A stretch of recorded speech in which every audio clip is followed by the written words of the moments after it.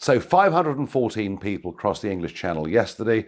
Don't know the numbers yet today. Guessing it'll be 250 to 300, something like that. You know, the Prime Minister keeps telling you that since he became PM, the numbers are down. Well, I tell you what, so far this year, they're 10% up on last year, all of which proves the reason numbers were down last year was frankly because the weather was so awful. Now, all the debate about the Rwanda bill, and in the end, it will go through the House of Commons, although not with any sense of urgency. But it still won't make any difference because, of course, the judges will use the European Convention on Human Rights to scupper the whole thing. But today, would you, Adam and Eve, the government have declared a migrant emergency in the English Channel? Well, yours truly, when he was doing his best back in 2020 to wake everybody up as to what was going on, when I realised the implications would mean huge numbers coming, August 2020, I wrote this in the Daily Telegraph. I tweeted about it. I said then we should be declaring an emergency. And nearly 4 years later, the government is now using that language. Why? Because they're embarrassed. Why? Because there is an election coming up. But the whole point of Rwanda, it's supposed to be deterrence. You know, we send 300 people to Rwanda, and then people will say, well, hang on a second, is it worth paying the traffickers? Worth thinking, in the context of 300, that might just be one day's crossing, maybe only half a day's crossing.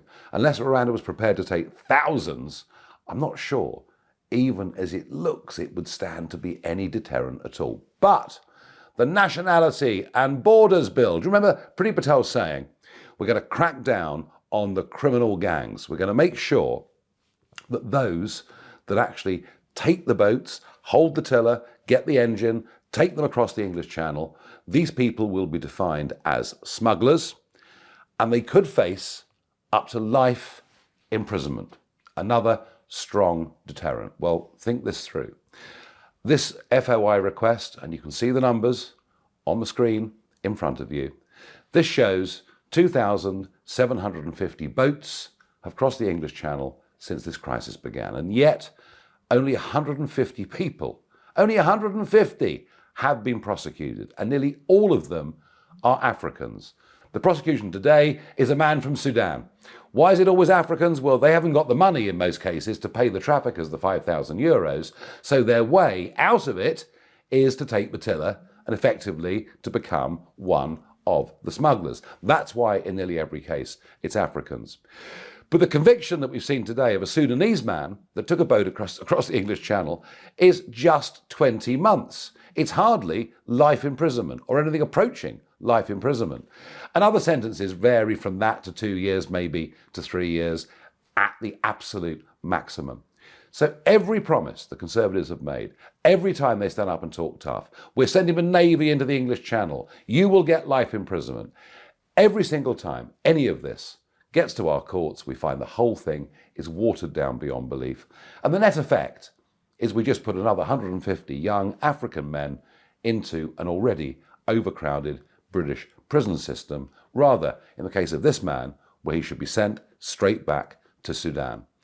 Don't believe a single word you hear from the Sunak government, the same as the Johnson government that preceded it. They haven't got the guts. They won't deal with the essence of the problem, which of course is, very simply, that the judges can stop anything that goes through Parliament.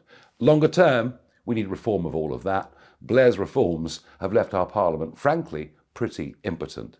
But I promise you, many tens of thousands will cross the English Channel this year, and with it, the Conservative Party's prospects are going down the plug hole. And it's only happening because of cowardice. It's only happening because they won't face up to the fact we have a series of international agreements that are now 70 years out of date. Think of those numbers.